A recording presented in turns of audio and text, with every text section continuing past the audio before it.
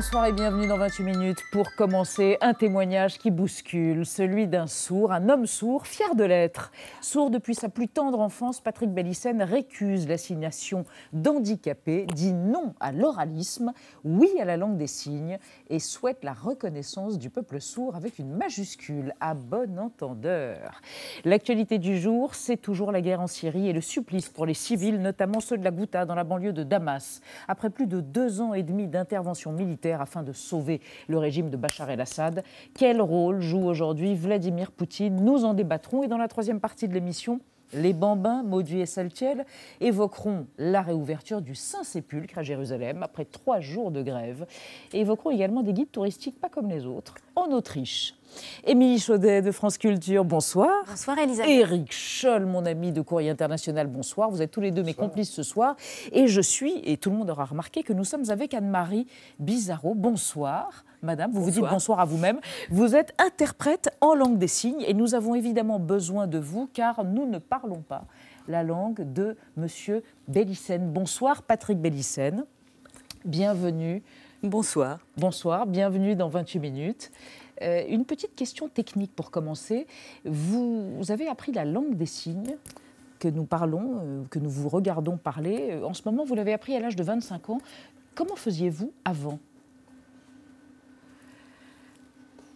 Alors, j'étais, à l'âge de 4-5 ans, j'ai été dans une école de sourds. Il y avait de la langue des signes. Mais ce n'était pas vraiment la langue des signes. Enfin, je ne parlais pas de langue des signes. Enfin, il y avait pas, c'était pas valorisé. Au contraire, moi, j'avais une image très négative de la langue des signes. Pour moi, vraiment, c'était quelque chose de très mauvais. Et puis, j'ai découvert cette langue, effectivement, à l'âge de 25 ans, grâce à un entendant qui lui-même était passionné de la langue des signes et m'a expliqué sa grammaire, ses structures. Et ça a été une sorte de déclic. Et ma vie a changé à ce moment-là. Une révélation, en d'autres termes. On va regarder un portrait, votre vie, avant et après la langue des signes, Patrick Bellissen, votre empreinte digitale, comme on dit ici, réalisée par Marc-Antoine de Porrette. Regardez.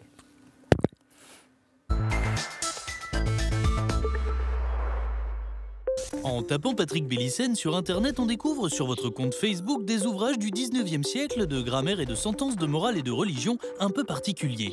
Ces manuels s'adressaient à des sourds et muets. Ce que vous êtes depuis votre tendre enfance à Bordeaux. En maternelle, vous fréquentez une école de sourds, mais très vite, on vous impose des leçons d'orthophonie. Pour favoriser, dit-on, votre intégration dans la société, on vous demande de lire sur les lèvres et d'oraliser. La faute au congrès de Milan de 1880, durant lequel l'Europe adopta exclusivement les méthodes d'enseignement oral. En France, il faut attendre 1999 pour une reconnaissance officielle de la langue des signes. Un siècle de perdu, selon vous, qui a eu des conséquences dramatiques, comme vous le soulignez à l'époque. La philosophie est, à partir du moment qu'une personne sourde peut parler, elle s'intégrera de façon tout à fait conséquente. Toutefois, ce qu'on en voit, nous, des résultats, c'est que le résultat est exactement l'inverse. Vous-même ne découvrez la langue des signes qu'à 25 ans. Une renaissance, vous prenez conscience de votre identité de sourd. Vous vous mariez avec une entendante, devenez père et directeur de l'Académie de la langue des signes française. Vous fondez l'OSS 2007, qui n'a rien à voir avec l'agent secret Hubert Bonisseur de la BAT, mais signifie Opération de sauvegarde des sourds. Avec cette association, vous organisez en 2013 la marche du siècle sourd entre Paris et Milan. Plus de 1000 km à pied pour la reconnaissance de votre culture spécifique. Aujourd'hui, on vous retrouve aux côtés de vos anciens compagnons de route dans Paroles de sourds et vous donnez de votre personne pour la promotion.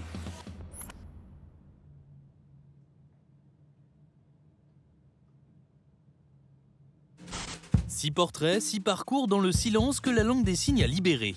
Patrick Bellissen, si une bonne fée vous proposait aujourd'hui la possibilité d'entendre, accepteriez-vous son offre ? Alors, je refuserais. Parce que je suis sourd, et comme beaucoup de sourds, je suis bien dans ma vie. Souvent, ce que les sourds disent, c'est que grâce à la langue des signes, on est heureux. C'est pas du tout un monde fermé sur lui-même, au contraire. Et ça, ça apparaît dans le livre, c'est ce que je dis. Le monde des sourds représente à peu près 70 millions de personnes, enfin, dans le monde. Dans le monde. Et il y a une grande ouverture grâce à la langue des signes. On peut rencontrer des gens de partout. Donc, entendre la voix de vos enfants, un klaxon, Mozart, le chant des oiseaux ne serait pas quelque chose qui pourrait vous donner envie de convoquer cette bonne fée, si on comprend bien ce que vous nous dites, Patrick Bellissen. Oui.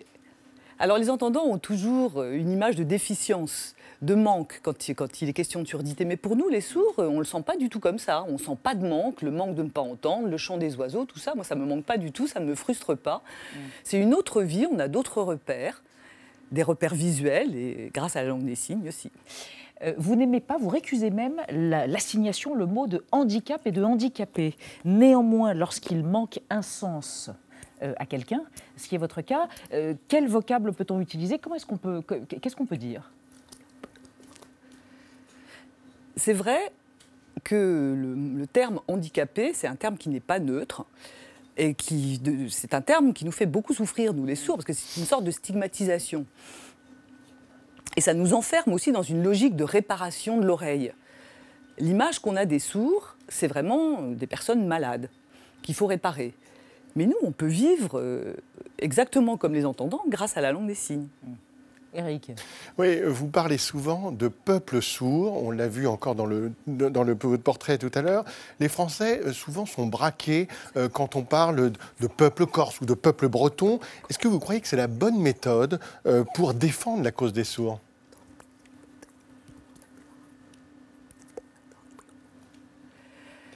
Alors, le mot « peuple », je pense peut-être qu'il a une connotation négative pour les gens qui nous regardent ou qui l'entendent, mais pour nous, ça représente notre identité, notre culture et une ouverture sur le monde.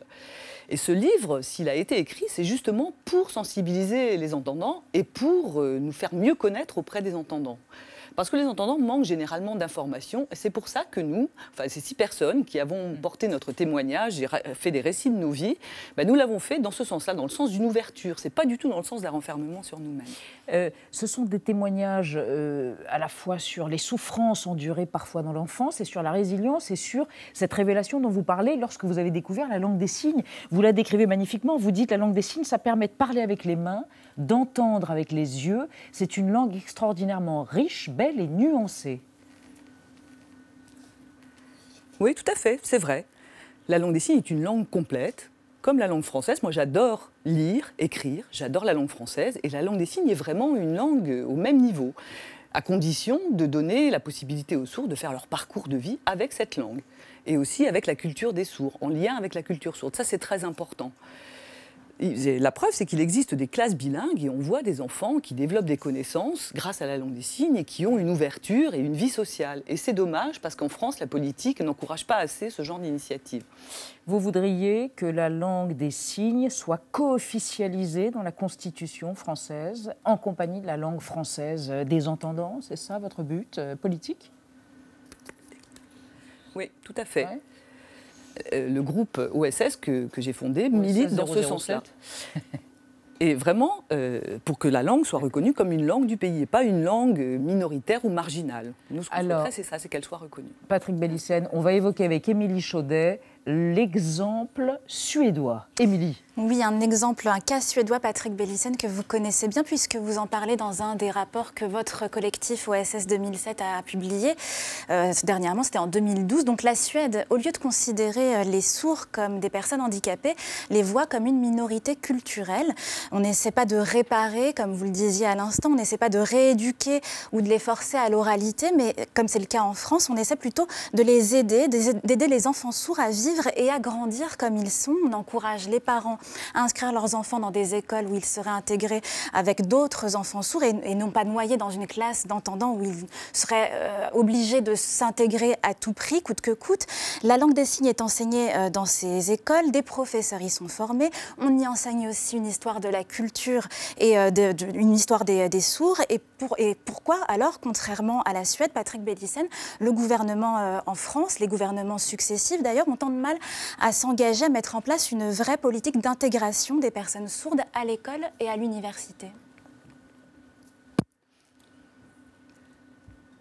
Mais tout à fait, c'est ce qu'on demande. C'est en ce sens-là qu'on interpelle les gouvernements. On se demande pourquoi il y a aussi peu d'ouverture vers cette option qu'est la langue des signes. C'est vrai que la Suède est très très avancée. Depuis des années, le gouvernement encourage et développe l'enseignement de la langue des signes.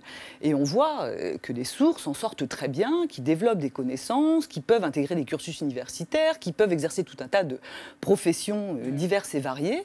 La langue des signes, c'est vraiment une clé parfaite et c'est vraiment la voie royale pour les sourds. Et qu'est-ce qui bloque en France ? Moi, je pense que derrière, il y a le lobby médical et il y a une emprise sur les enfants. Et la voie qu'on propose, c'est la voie de la réparation et c'est majoritaire. Et il y a aussi des enjeux économiques avec l'implant auditif, cochléaire. Ouais. C'est ça. Pourquoi êtes-vous contre les implants auditifs qui peuvent faciliter les choses? A priori, c'est ce qu'on se dit dans le cas de famille qui voit arriver un petit enfant, un enfant sourd, et les parents se disent « nous allons pouvoir enfin parler et être entendus par notre enfant ». En quoi est-ce que vous récusez cet emploi des implants auditifs, Patrick Bellissen? Alors, l'implant, ce n'est pas une solution miracle non plus. Il y a beaucoup de sourds qui ont été implantés et, arrivés à l'âge adulte, décident de se faire explanter, enfin désimplanter. Ouais. Parce que l'implant est source de problèmes aussi psychologiques et source de problèmes sociaux énormes. Et il y a une association qui s'appelle ADPIC et qui recueille des témoignages de ces personnes qui ont été victimes de l'implant. Il y a à peu près une centaine de sourds à l'heure actuelle qui déclarent eux-mêmes avoir eu des problèmes à cause de cet implant. Et je pense qu'on n'écoute pas, c'est pas de l'imaginaire, on pense que l'implant c'est la solution parfaite et il faut pas penser ça. Patrick Bellissen. Les enfants n'ont pas le choix. Le problème c'est que les enfants eux-mêmes ne feront pas le choix de l'implant. Patrick Bellissen, la langue des sourds c'est une langue transnationale. Est-ce que vous comprenez avec des sourds suédois ou des sourds brésiliens?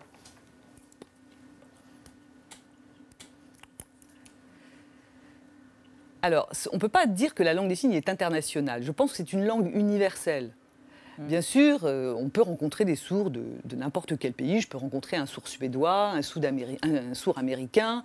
Il y a un temps d'adaptation et grâce à la langue des signes, on peut communiquer. Et ça, c'est une grande richesse par rapport aux langues vocales où justement la communication est très limitée, alors que nous, les sourds, on a une grande ouverture.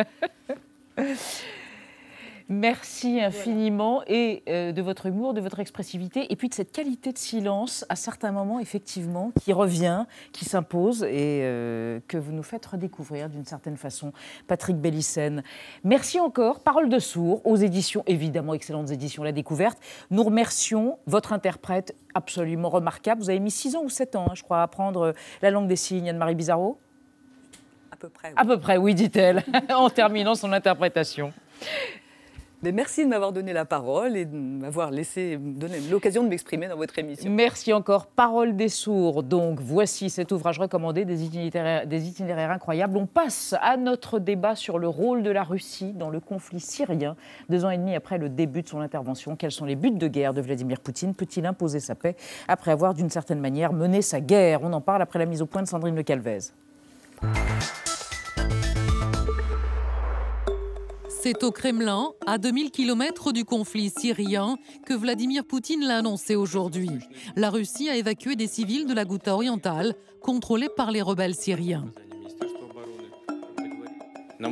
Nous avons réussi à évacuer un groupe plutôt important de civils qui voulaient quitter cette zone.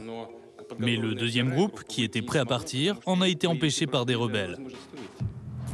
Russie et régime syrien d'un côté, factions rebelles sur le terrain de l'autre, s'accusent mutuellement de violer la trêve humanitaire quotidienne décrétée lundi par Vladimir Poutine, après 10 jours d'intenses bombardements qui ont fait 600 morts. Ils nous ciblent, mais nous sommes des civils. Maintenant, ils parlent d'un cessez-le-feu, mais quel genre de cessez-le-feu? Quel est ce régime? Que fait la Russie? La Russie joue-t-elle double jeu en Syrie, où Vladimir Poutine est-il en train de perdre le contrôle du terrain? Cette guerre en Syrie, le président russe s'y est engagé en septembre 2015, officiellement pour repousser l'avancée de l'État islamique aux côtés de Bachar al-Assad. Nous pensons que ce serait une énorme erreur de ne pas coopérer avec les forces armées du président syrien qui combattent frontalement le terrorisme. Dans les faits, l'appui militaire russe a surtout contribué à maintenir en place Bachar al-Assad et à protéger des sites stratégiques pour Moscou, comme les bases militaires de Tartous et Latakia sur la Méditerranée.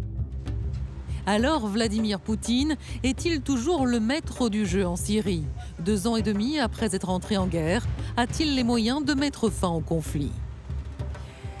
On va évoquer ces questions avec vous trois. Manon Loiseau, bonsoir. Vous êtes grand reporter, vous êtes prix Albert Londres et vous avez fait de nombreux documentaires sur la Russie de Vladimir Poutine et la Russie également, ses conflits avec la Tchétchénie. Selon vous, Manon Loiseau, si la population russe est sensible à la grandeur du pays, à une forme de grandeur retrouvée, elle est aussi à la crise économique. La présence prolongée de troupes russes en Syrie coûte extrêmement cher à Moscou, qui devient exsangue d'un point de vue économique. À côté de vous, Bertrand Badi, professeur de relations internationales à Sciences Po Paris. Selon vous, Bertrand Badi, Poutine, Vladimir de son prénom, veut exister dans le système international. C'est son obsession. Il lui faut transformer sa victoire militaire en victoire diplomatique et pour cela, il a besoin de nombreuses alliances. Et nous avons Cyril Brett avec nous, maître de conférence à Sciences Po. Bonsoir. Bonsoir. Vous considérez que Vladimir Poutine a d'ores et déjà obtenu ce qu'il cherchait en s'engageant en Syrie en 2015. Le retour sur investissement est là, sur les plans militaires, économique et symbolique. Et on va démarrer, Émilie, avec une question d'un de nos internautes en 28 secondes. Et cette question, c'est la suivante. La Russie lâchera-t-elle un jour Bachar el-Assad pour le remplacer par une personne plus obéissante envers les ordres de Moscou? Autrement dit, qu'est-ce qui empêche aujourd'hui Vladimir Poutine de mettre Bachar el-Assad hors jeu, Cyril Brett? Je pense que, pour répondre très directement, la solidarité entre la Russie et la dynastie al-Assad est très solide, très ancienne, 71, et ne se défera pas aussi rapidement. Ce que cherche la Russie dans cette solidarité tourmentée, le sujet vient de le montrer, avec la dynastie al-Assad, c'est d'avoir un allié qui représente ses intérêts et qui défende à la fois les siens propres et les intérêts de la Russie sur le terrain, malgré évidemment quelques différences et quelques divergences qui s'accentuent dans la conjoncture actuelle, dans la tragique conjoncture actuelle. Alors précisément à propos de cette tragique conjoncture, vous évoquez la Ghouta avec ce pilonnage incessant, ces centaines de morts civiles et cette demande de trêve qui nous amène aux chiffres du jour. Oui, 5 comme 5 heures. C'est la durée de la trêve quotidienne qui était décrétée lundi par la Russie de 9h à 14h. Mais 2 jours après cette annonce, eh bien, les combats se poursuivent à la Ghouta. Alors Manon Loiseau, qui viole aujourd'hui la trêve? Est-ce que ce sont les rebelles ou alors les forces syriennes et russes? C'est très difficile de dire d'ici. En tout cas, là, je viens d'être en contact avec des amis syriens ici qui sont en contact en permanence avec des gens de la Ghouta. Les bombardements n'ont pas cessé, ni hier, ni aujourd'hui. Les personnes qui voulaient sortir, dont des personnes très précises que connaissent ces amis syriens, n'ont pas pu, même s'ils voulaient accéder au fameux corridor humanitaire, ils ne peuvent pas y aller à cause de ces bombardements. Et quand on parle d'aviation et de bombardement, on parle de l'armée de Bachar el-Assad. Il y a aussi des tirs d'artillerie, donc sans doute vraisemblablement aussi des rebelles qui sont encore là. Et tout le monde se renvoie... Bertrand Badi, la balle. Qui fixe les règles en fait, de cette trêve? Est-ce qu'on peut dire que c'est Vladimir Poutine? C'est plus du tout comme ça que les choses se font actuellement. Les règles, elles s'établissent sur le terrain d'abord. C'est-à-dire que nous sommes avec les formes nouvelles de conflictualité dans une situation où c'est l'acteur local qui décide, et qui décide en dernier ressort.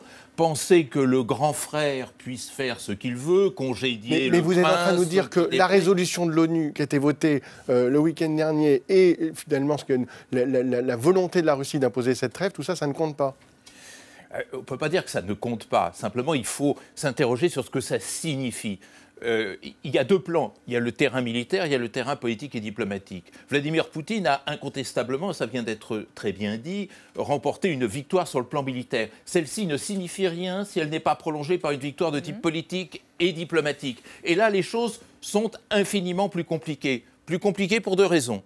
D'abord parce que, entre le camp occidental exclu du jeu et la Russie, il y a un jeu de qui perd, c'est-à-dire mon souci à moi, Poutine, c'est de faire en sorte que la conférence de Genève ne fonctionne pas, et mon souci à moi, Trump, c'est de faire en sorte que Sochi et Astana ne fonctionnent pas non plus. Sochi et Astana, c'est la volonté de Poutine de régler ça avec les Iraniens, avec un processus diplomatique. Alors, ces deux blocs, en quelque sorte, sont totalement paralysés.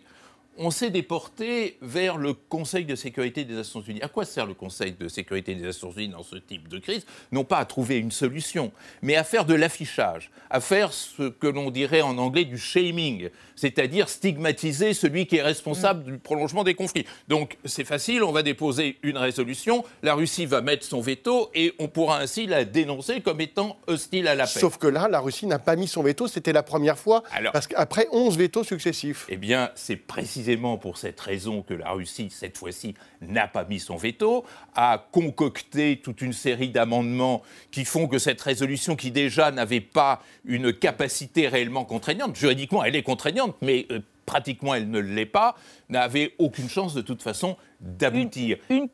Bertrand Badi, oui, je voulais juste poser... Non, attendez, je voulais poser une question à Cyril Brett. Vous nous laissez? Cyril Brett, est-ce qu'on peut revenir sur les buts de guerre initiaux 2015, lorsque Vladimir Poutine intervient militairement? Oui, alors en 2015, le régime de Bachar el-Assad est quasiment au bord du collapse, au bord de la faillite. Le premier objectif, c'est de rétablir son alliance. Et de rétablir son alliance, évidemment, en Syrie, et de rétablir son alliance également avec le régime iranien, qui est un des soutiens. Donc c'est de rebâtir son réseau d'alliance. Le deuxième objectif, il est militaire et stratégique, c'est de disposer à l'extérieur de ses frontières et loin des frontières de la Russie de bases aériennes, bases navales, bases d'écoute, et c'est le cas, et c'était le cas durant l'URSS. Et puis le troisième but, il est le but qui est le moins atteint et que Bertrand Badi vient d'indiquer, c'est-à-dire de passer d'une puissance interventionniste à une puissance arbitrale, d'une puissance capable de se projeter, de faire la guerre, à une puissance capable de faire la paix. Et là, effectivement, pour des multiples raisons, certaines d'entre elles viennent d'être évoquées, mais également pour des raisons de faiblesse interne. La Russie, en ce moment, c'est la faiblesse du fort, c'est la faiblesse de celui qui a été trop fort sur le terrain et qui n'est plus capable de ramener. On l'a vu à Sotchi avec la tentative d'avoir une conférence de l'opposition syrienne. On le voit à Genève, on l'a vu à Vienne. Il est incapable pour le moment, précisément parce qu'il a été vainqueur sur le terrain et qu'il est, d'une certaine façon désormais, prisonnier de cet allié syrien qu'il a sauvé, littéralement, il n'est pas capable d'être un faiseur de paix aujourd'hui. C'est vraiment la faiblesse du fort. Et une remarque avant qu'on écoute Nathalie Loiseau. Loiseau. Il faut bien dire que la faiblesse de tous les forts, c'est-à-dire des États-Unis, de la Russie et des puissances européennes, c'est de ne pas comprendre que le monde a changé depuis le temps de la guerre froide. C'est-à-dire le temps des parrainages est terminé et que l'on est dans des formes de conflits inversés, c'est-à-dire que c'est l'acteur local qui prime sur la puissance, c'est-à-dire plus vous êtes près du feu, plus vous avez une possibilité d'action, plus vous êtes loin du feu. Les États-Unis sont extrêmement loin, la Russie est moins loin, mais quand même loin, l'Europe est tout à fait en dehors. Et donc, on est en train de découvrir cette grammaire nouvelle des conflits, mais on ne veut pas la voir. Faites-nous écouter. Nathalie Loiseau, donc la ministre des Affaires européennes, elle était au micro de France Inter. Elle s'interroge sur la véritable emprise de Vladimir Poutine sur ses alliés. On l'écoute. En tout état de cause, aujourd'hui, si le régime syrien peut bombarder, peut agir en Syrie, c'est parce qu'il a le soutien de la Russie et de l'Iran. La vraie question, c'est est-ce que Bachar el-Assad et ses troupes obéissent à ceux qui les soutiennent ou est-ce qu'ils jouent leur jeu propre ? Alors Manon Loiseau, vous qui connaissez très bien la Russie, est-ce que vous croyez que Bachar el-Assad, qui a 3 ou 4 ans, on pensait pratiquement sorti de la scène. Est-ce que vous croyez qu'il est aujourd'hui en mesure d'imposer son tempo sur la Russie de Vladimir Poutine ? Non. Je ne pense pas. Je pense que c'est la Russie qui impose son tempo. Il faut voir ce qui se passe à Alep. D'ailleurs, vous parliez tout à l'heure des habitants de la Ghouta. Aujourd'hui, ils craignent tous un scénario à la Alep. C'est-à-dire qu'en fait, l'organisation par la Russie de corridors humanitaires, quelques civils qui partent, et puis l'assaut final. Donc, non, la Russie joue... c'est la Russie qui mène la danse. Et à Alep, aujourd'hui, il y a beaucoup de soldats russes, d'ailleurs beaucoup d'origine de Tchétchénie, qui aujourd'hui patrouillent et veillent à l'ordre à Alep. Le président tchétchène, Ramzan Kadyrov, a fait un transfert de 14 millions de dollars pour reconstruire la mosquée de Zomeïa. Donc on est vraiment dans quelque chose... Et tout le temps, sur la télé russe, on parle de cette paix, la Russie faiseuse de paix. La population russe croit ça. D'ailleurs, Vladimir Poutine surfe là-dessus. Les élections présidentielles sont le mois prochain. Et donc c'est la Russie faiseuse de paix en Syrie. Alors, comme vous le disiez, ça sera peut-être plus compliqué l'étape d'après. Mais Cyril Brett, vous vouliez réagir? Oui, j'apporterai une nuance. Il y a évidemment l'échiquier diplomatique international et puis il y a le terrain. Et là, il faut bien voir que l'allié al-Assad est devenu terriblement gênant. C'est-à-dire qu'au moment même... Et pourquoi? À cause de ses méthodes? À cause de ses méthodes. Évidemment, l'utilisation de gaz, l'utilisation d'explosifs et les victimes civiles, qui s'élèvent à plus de 500, et qui interviennent exactement... Bien sûr, mais au moment même, le tempo, et tout est affaire de tempo, au moment même où Vladimir Poutine essaye justement de passer de cette victoire militaire cette victoire diplomatique. Et là, qu'on le veuille ou non, c'est objectivement un embarras pour la diplomatie russe. Il suffisait de voir l'embarras de Sergueï Lavrov les jours derniers pour exposer la situation de la Russie. Bertrand Badi, vous vouliez... Oui, il est gênant. Bachar al-Assad est gênant parce qu'il est autonome. Je ne crois pas que quiconque, pour répondre à votre question, mène la danse parce que c'est un côté de danse macabre, je suis d'accord, mais en réalité, ce n'est pas du tout une danse. C'est une pluralité d'acteurs. Nos stratèges ne savent pas penser ces guerres qui remettent totalement en cause les notions simples d'alliance, l'ami de mon ami est mon ami, l'ennemi de mon ennemi est mon ami, etc. Mais justement, Bertrand Badi, vous parlez d'acteurs, il y a un acteur qui est très important sur le terrain, c'est l'Iran. Et qui profite le plus dans cette alliance entre l'Iran et la Russie de cette alliance? Je crois que plus les acteurs sont proches, plus ils ont la main sur le conflit. C'est vrai pour l'Iran, c'est vrai pour la Turquie, c'est vrai à une moindre mesure, mais c'est vrai quand même pour l'Arabie Saoudite, ou pour d'autres encore. Mais tout ceci ne doit pas occulter l'essentiel. C'est l'extraordinaire complexité du jeu d'acteurs. Quand nous pensons la guerre, la Première Guerre mondiale, c'était deux alliances qui se faisaient face et avec lesquelles on pouvait parler de manière extrêmement institutionnalisée. Là, c'est une pléiade d'acteurs. Il ne faut pas oublier que celles des organisations qui sont dans la Ghouta orientale aujourd'hui se font aussi la guerre entre elles. Et ceci montre à quel point il est illusoire de penser que quiconque mène le jeu et que quiconque peut décider d'une trêve. Ça, c'est totalement à exclure. Une rivalité qui est pour le moment latente entre les deux alliés Russie et Iran concerne la Méditerranée orientale. Il faut bien voir que la Russie n'a absolument pas intérêt à ce que l'Iran puisse constituer une zone qui, par l'Irak et par la Syrie, lui mène... C'est un des objectifs... Attendez, laissez-le terminer son argumentaire. C'est un des objectifs de la Russie. Et plusieurs signes sur le terrain montrent que la Russie veille bien à ce que l'Iran ne soit pas trop fort sur le terrain, juste ce qu'il faut pour remporter ses propres victoires. Alors, spéculation pour spéculation, comment la Russie se positionne-t-elle dans le conflit réel entre l'Iran et Israël, Bertrand Badi, qui surajoute une couche? D'abord, moi, je crois qu'il ne faut pas trop céder non plus à l'illusion géopolitique et mettre des petites épingles partout sur la carte pour voir comment les forces évoluent. C'est plus comme ça que le monde se fait actuellement. Il se fait beaucoup plus en... Nous sommes le vieux monde, effectivement. Bon, il faut voir autre chose. Je ne pense pas que l'Iran ait une visée particulière sur la Méditerranée orientale. Je pense que tous ces acteurs, autant la Russie que l'Iran, ont pour principale obsession d'être actifs sur la scène internationale, d'être reconnus, d'être admis comme puissance. L'Iran cherche désespérément, depuis toujours d'un certain point de vue, mais certainement depuis le début de la République islamique, à être reconnu comme acteur régional, ce qu'on lui refuse. Et effectivement, cette guerre est une aubaine tout à fait exceptionnelle pour l'Iran, qui peut ainsi devenir un acteur régional. Je crois franchement, là nous divergeons un peu. Tant mieux, c'est pour ça qu'on vous invite ensemble. Avoir ou pas une base en Méditerranée orientale, c'est pas l'essentiel. Ni je pense même pour la Russie et en tous les cas pour l'Iran.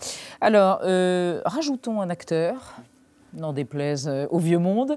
La Turquie. La Turquie, oui, et pour en parler, on peut partir de cette image choquante diffusée à la télévision samedi soir dernier. Le président turc appelle à ses côtés une petite fille en larmes. Elle est habillée en uniforme militaire et il lance, si elle tombe en martyr, elle sera recouverte d'un drapeau, si Dieu le veut.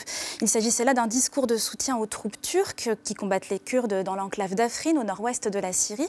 Et sur ce front, la Russie et la Turquie semblent étroitement en lien. Selon l'expert militaire turc Metin Gurkan, c'est la Russie qui maîtrise l'accès et le tempo de cette opération militaire de par l'ouverture ou la fermeture de l'espace aérien. Rappelons que ces deux pays, avec l'Iran, on en parlait, parrainent des négociations de paix et ça a été le cas à Astana et à Sochi. Et ça devrait continuer puisque Erdogan a annoncé la tenue d'un sommet trilatéral. Mais le problème, c'est que depuis le début de ce conflit, Erdogan, lui, veut que Assad cède le pouvoir et Assad qui s'oppose bien sûr à l'intervention militaire turque au nord de son territoire. Alors jusqu'à quand Vladimir Poutine pourra-t-il gérer ces contradictions entre ses deux alliés, Cyril Brett? Ça, c'est effectivement la question à 1000 €. Il faudra pour qu'il prenne position, qu'il renonce à son ambition et à sa pratique d'alliance baroque, puisqu'il arrive à la fois à vendre symboliquement des armes à l'Arabie Saoudite et à nouer une alliance avec l'Iran, il arrive à se fâcher puis à se réconcilier avec la Turquie, il arrive à soutenir à la fois le régime de Bachar el-Assad et le régime turc. Soutenir, peut-être est-ce un grand mot, alors que évidemment, pendant des années, y compris le début de l'opération syrienne, ils étaient plus que rivaux, ils étaient ennemis. La seule chose qui pourrait le contraindre à sortir de l'ambiguïté, c'est la formulation, l'articulation d'une véritable démarche politique de sortie de crise, où effectivement, là, il faudra qu'ils choisissent entre ces différents alliés. Pour le moment, fidèle à une doctrine de Talleyrand, il ne sortira pas de l'ambiguïté, puisqu'il sait qu'on le fait à son propre détriment toujours. Manon Loiseau, on parle souvent de guerre par proxy ou par pays interposé, par milice. Et ce qu'on a vu récemment, c'est des mercenaires russes sur le terrain. Est-ce que vous avez été surpris par ces mercenaires ? Pas du tout. Non, pas du tout, parce qu'on les a vus en Ukraine avant. Depuis la Tchétchénie, ils étaient en Tchétchénie avant. Moi, je les ai croisés quand j'étais en Tchétchénie pendant la Deuxième Guerre. Il y avait ils avaient des brassards blancs, on savait que c'était des mercenaires. Et qui les paye On sait que c'est Bachar el-Assad ou c'est directement la Russie? Je ne pense pas que ce soit Bachar el-Assad qui les paye. Voilà. Après, c'est toujours qui les paye. Quand ils étaient en Tchétchénie, l'argent venait clairement de Kremlin, mais ça permettait de dire nous, on n'est pas là, il y a des mercenaires qui sont là. Ils ont été dans le Donbass, ils ont été en Crimée. Enfin, ils sont là. C'est toujours. Enfin, ça a été. La presse russe a mis longtemps à en parler, mais il y en a certains qui sont morts. Il y en a un certain nombre qui sont morts récemment. Et la presse russe commence à en parler, mais c'est en même temps quelque chose de finalement. C'est un secret de polichinelle en Russie. Tout le monde le sait. Donc, un mot sur ça C'est le changement de paradigme de la conflictualité. Ça a été le cas en Irak au début des années 2000. C'est le cas en Ukraine, dans le Donbass, mais même à travers le monde, et y compris en Afrique. L'usage des mercenaires change les donnes de la conflictualité. C'est beaucoup plus tolérable pour une opinion publique de la perte de mercenaires qu'un soldat, effectivement. Et c'est beaucoup moins traçable, ce qui fait que vous avez beaucoup de nouveaux acteurs de la conflictualité, Bertrand Badi en parlait, qui peuvent s'inviter et qui peuvent lancer des entreprises de guerre en leur propre compte. Ça a été le cas en Ukraine. D'ailleurs, voilà, par rapport à l'Ukraine, ça a été le cas en Ukraine. Il y avait tout le problème des cercueils de zinc pendant la guerre en Tchétchénie. On ne pouvait pas cacher le nombre de morts parce qu'il y avait ces maires, ces comités des maires de soldats qui se battaient en Russie pour que la vérité soit connue. Avec les mercenaires, les enterrements étaient secrets, les télés n'étaient pas invités, les familles non plus. Donc c'est quelque chose de... On va s'intéresser précisément à un homme qui, à travers son entreprise, engage des mercenaires russes en Syrie. Il s'appelle, c'est la privatisation de la guerre, donc il s'appelle Dmitri Utkin. Il est le patron de la compagnie Wagner, le crépuscule des hommes. Son portrait par Thibault Nolte.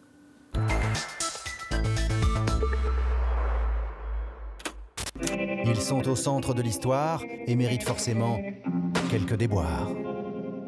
Si Poutine a décrété la victoire sur les terroristes en Syrie le 11 décembre, un ancien militaire russe y dirige une armée de mercenaires toujours active. Alors, faut-il démettre Dmitri Utkin? Dmitri Utkin est un homme invisible, photographié malgré lui, ici lors d'une remise de médaille aux côtés de Poutine, ou là, en treillis. Dimitri est un barbouze de compète à la tête d'une société militaire privée de 2500 hommes, dont plus de 200 sont tombés en Syrie. Les milices privées sont interdites ici, donc tous ces chiffres, c'est fake news et compagnie. Président, fake news.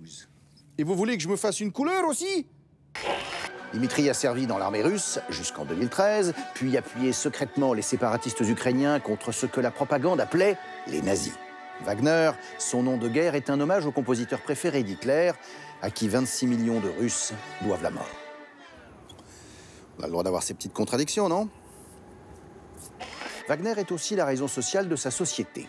Avec sa bande de premiers violons, cosaques, ultranationalistes proches d'Édouard Limonov ou desperados attirés par 4 000 € de salaire, l'ancien lieutenant-colonel des forces spéciales joue les valkyries secrètes de Poutine.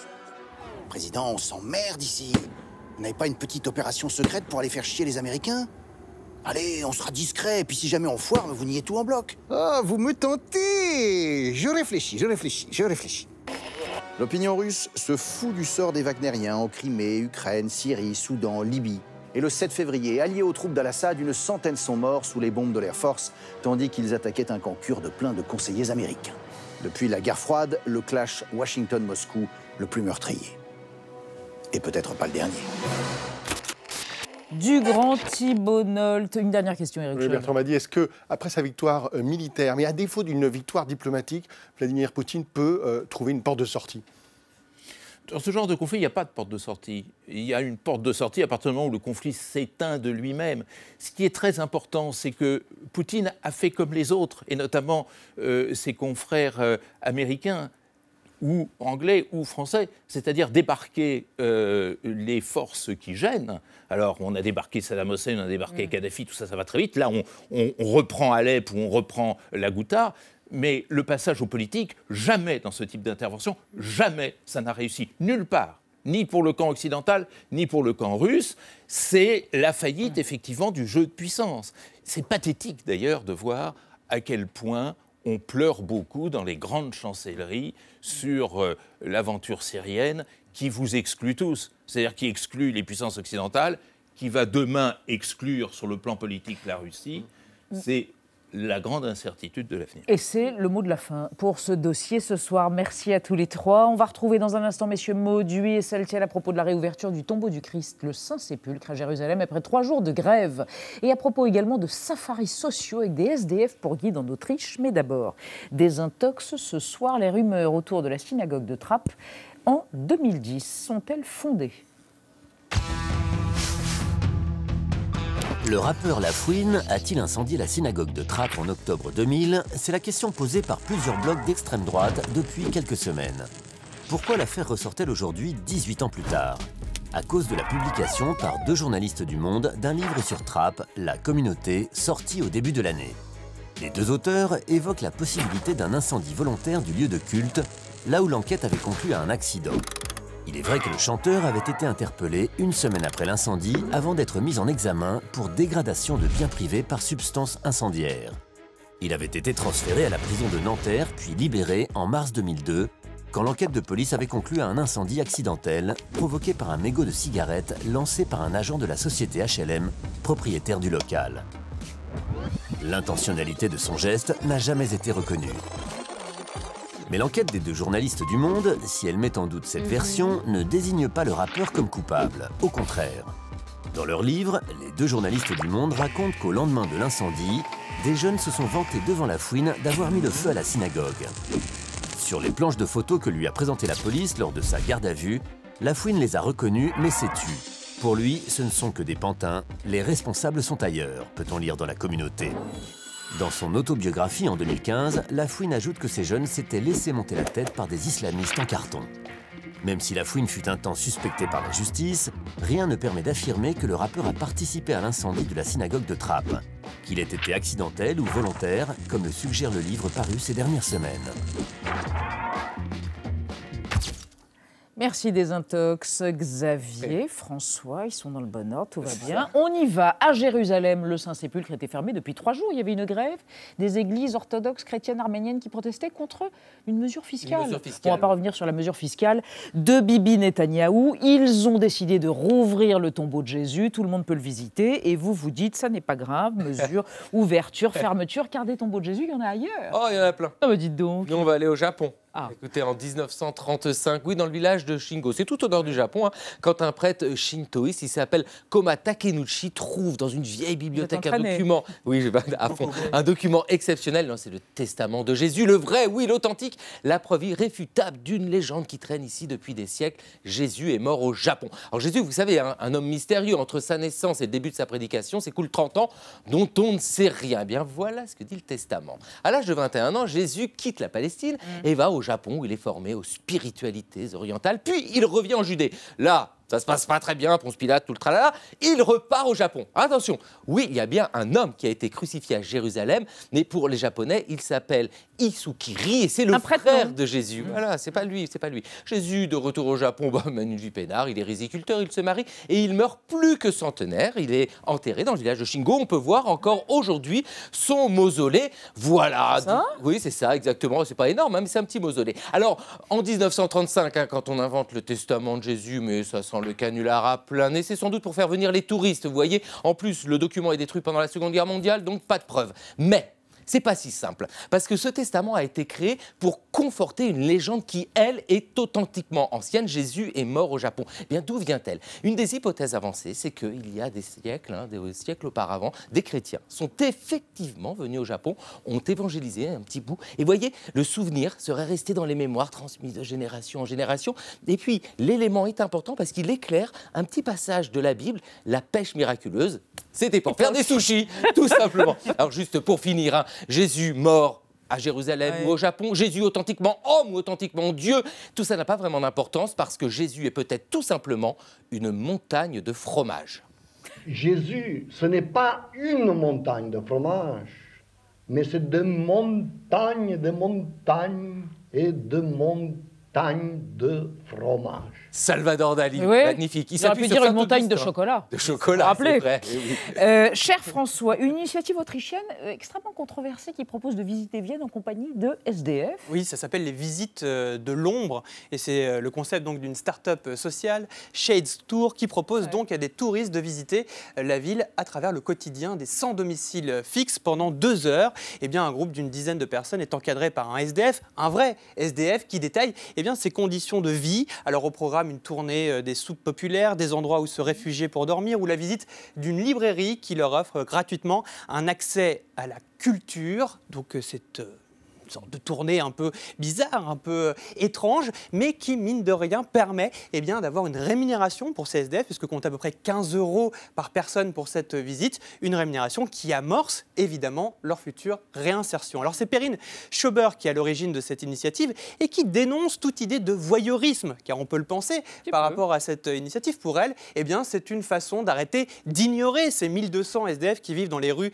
de Vienne et d'aller enfin à leur rencontre. Et ça a l'air de plutôt fonctionner, puisque ce qu'on pourrait appeler de tourisme solidaire ou de tourisme qui se veut social séduit, puisqu'il y a eu plus de 9000 visiteurs depuis 2 ans. Et l'objectif maintenant pour cette start-up, c'est d'exporter le concept à l'étranger. Alors en France, justement, puisqu'on parle d'étranger, on n'a pas encore de visite de l'ombre, mais une action radicale ce soir, puisque une 50aine d'élus, en solidarité avec les 3600 SDF que compte la capitale, ces élus venus de tous bords politiques vont passer la nuit dehors à Paris avec un duvet comme seule couverture pour affronter le froid. Alors ils exigent bien sûr du gouvernement une meilleure prise en charge des SDF, avec en premier lieu la réquisition des locaux vides, mais attendons demain leur réveil pour savoir si cette expérience de terrain ne restera pas qu'un coup d'éclat politique. Autant l'initiative française me plaît, autant la start-up autrichienne. Et le côté ça offre des emplois. Effectivement, côté voyeuriste.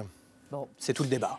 À suivre, merci mes amis, à suivre sur l'antenne, dans un instant, un merveilleux film, Fatima de Philippe Faucon, César du meilleur film en 2016, magnifique portrait d'une femme et d'une mère courage avec Soria Zerwal. On se quitte avec un clin d'œil à notre premier invité sourd, Patrick Bellassène. Thunderstruck d'ACDC, oui c'est du métal, du heavy metal même, et le chanteur Brian Johnson qui est devenu à moitié sourd. À demain, et en même temps tout s'explique. À demain 20h05, tchuss.